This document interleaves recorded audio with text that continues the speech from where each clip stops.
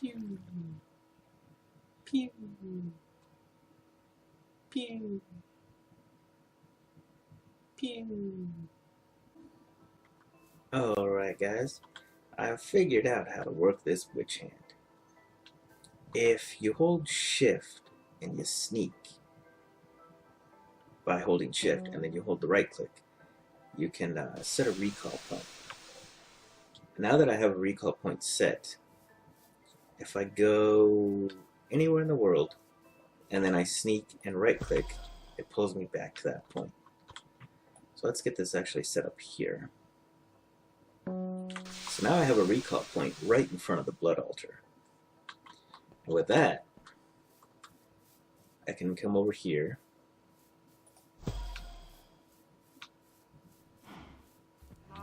and we will grab one of our chickens. If you sneak and left click, it takes the chicken in you. Sacrifice the chicken. Alright, so now it's a much easier way. We're just dragging mobs over here, smacking them with the dagger, and filling up our pool. Our capacity is up to 26,000 now. You can see that down here. And that will be pretty handy. I've started getting the runes down for tier 4 of this altar. But we're not going to continue with this part right now. What we're going to work on is our first ritual. And the first ritual we're going to work on is the ritual of binding. And to get that, we're going to need ritual stones. Now, I need 32 of these. I think I'm going to have to make 32 of these. And then I have to take 4 of them and turn it into the master ritual stone. And that's going to take a bit of time because I need 4 ritual stones for those. And then these take 4 reinforced slates each. So I need to make like a stack of reinforced slates. So I'm going to have to start getting this pool filled up and make these slates to get that. And then there's one other thing we're also going to need. So I will be working on this, and I will get back to you once I have the stones and I'm ready to start making the next part. I decided to make 2 more sigils. They're pretty neat to play with. And they required a tier 3 altar to get as well. The first one is the sigil of the blood lamp here. And for, let's see, we have 52, I believe it's only 10 life points. Yes, 10 life points. You actually get this little light, similar to the lights in other mods.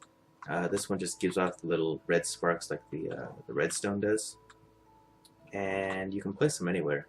You can even shoot them. Like I can shoot it across the room. And it'll put it, should be right there. There it is. So this is pretty neat. I don't like using all the torches all over, especially having to have torches on the floor to light this area up. So I'm going to actually place these.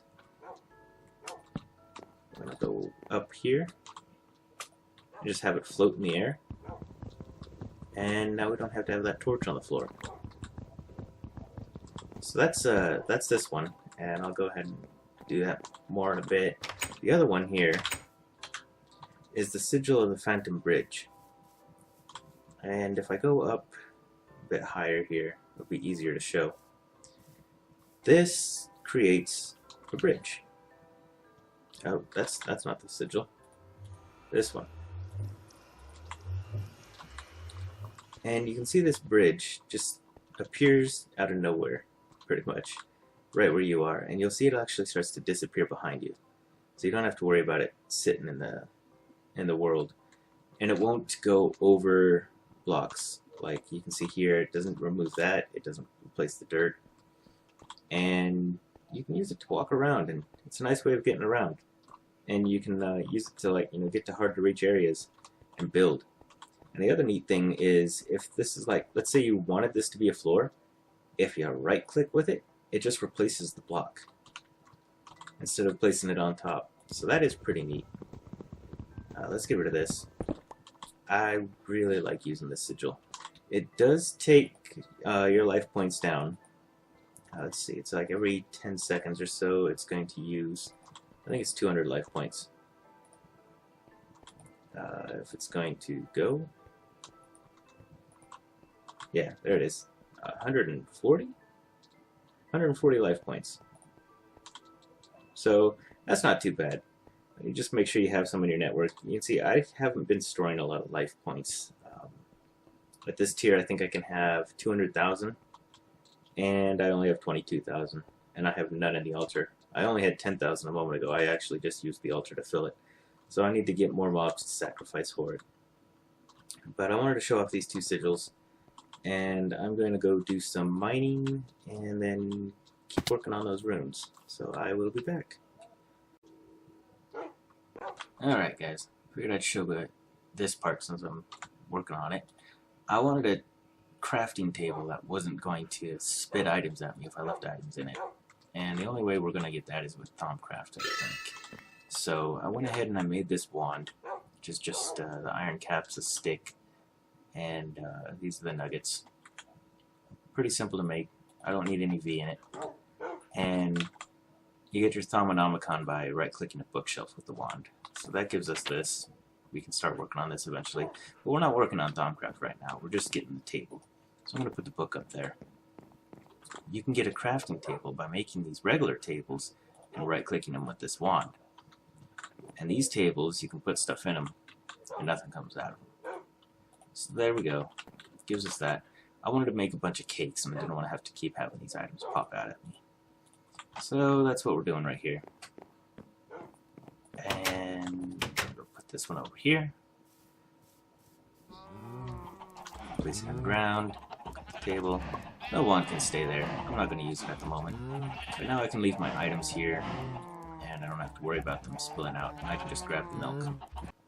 Okay, so I went on a mining trip, got some more ores and some diamonds, and I've gotten the slates done that we're going to need for our blood magic ritual, but I don't have a lot of obsidian. I only have 22 pieces altogether. So we're going to make a little detour because mining obsidian, even with our Sigil of the Haste, it takes a while, and I need a stack of it. So we're going to do Bloodtania. And I've been using all our XP that I get to create books, and I eventually got up to Efficiency 5 by using an Efficiency 2 book and the Bibliocraft typesetting table and printing press. And that took a little bit of time, but it's finally done. We've got this book, and this is going to make obsidian mining a lot faster. Now, with the Bloodtania enchanting, it only takes mana. You don't need EXP. And you do need the book, though. And the item you want to enchant cannot have any other enchants on it. So you need to do all your enchants at once. And it will not use the book either, so I'll never have to make another efficiency book again. I can just keep using it on any new picks I get. Although this pick is pretty awesome. I don't have a fortune book yet, otherwise I'd put both on. But efficiency is fine. So this thing's also going to need mana, and I've improved our mana generation a bit with more Dayblooms, Nightshades, and a couple of these Hydra hinges, which run off of water. So you'll see them taking water every now and then. You'll see I'm moving faster too, and I can even jump up 2-block high spots. That is the Sojourner Sash, which is also a part of Bloodtania. And it's pretty nice. I like using it to get around. I marked out how far this spreader here will see. So we're going to end up putting our lapis block here. But we need to do, not mystical items, this one. We need to make this pattern first in the ground with our obsidian. So that's going to be here.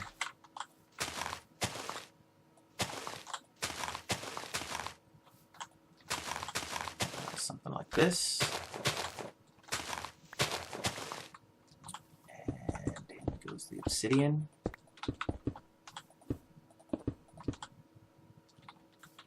I didn't grab enough. Oh, it's 17. I thought it said 13. Okay. Well, we have enough of that, so 4 more.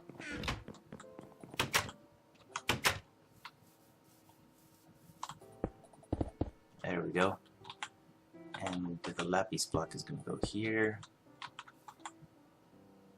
And, oops, just going to take some flowers here. It can be any flower. I'm going to use orange because that's what I have the most of right now. And now for the next part, the pylons. The pylons go 1 up in the air. Let's see, there's 3 over from there, 2 from the adjacent corners. And it shouldn't matter which direction, so if I do it this way, I want to put a flower here.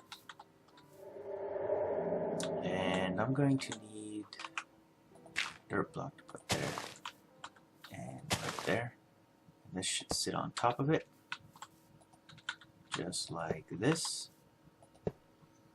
And we'll do the same thing on this side. And this should be done.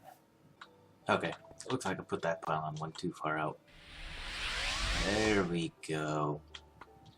Alright, so now we have our enchanter. And we're going to put our pick on it. Just right click, put it right on top. Now we're going to take and just throw the book in the circle. And when we right click it, it should make the sound. The circle appears. We can go ahead and pick up the book once this little graphic appears. And it's not doing anything yet because I'm not feeding it mana.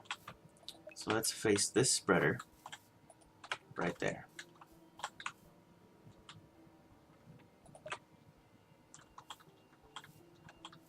So now it should be sending, yeah, it's sending the mana in. And in a moment, this should start spiraling and we will have our efficiency pick. Alright, it's finally finished. It took 2 Minecraft days for this to actually finish, so we're going to find a faster way of throwing mana in here. That took quite a bit of mana too. Let's take this and focus it that way. So we have our efficiency 5 pick now, and I think it's time I went and gathered up the obsidian so that we can start on our ritual. Oh man, check this out. This is obsidian with the haste and efficiency 5. So nice. Like, stone breaks like it's netherrack. It's just ridiculous.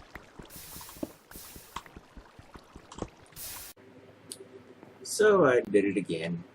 Went to the nether. I brought my potions with me. Fell into the lava. Tried to drink the potion.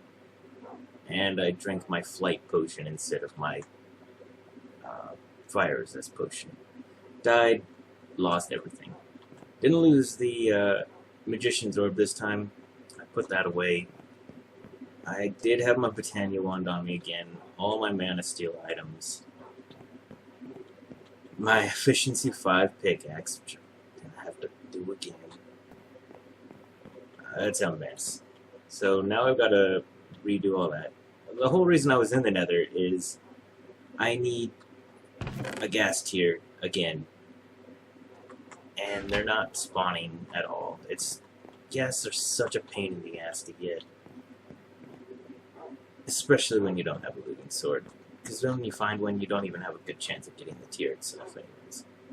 So I'm going to have to put my gear back together.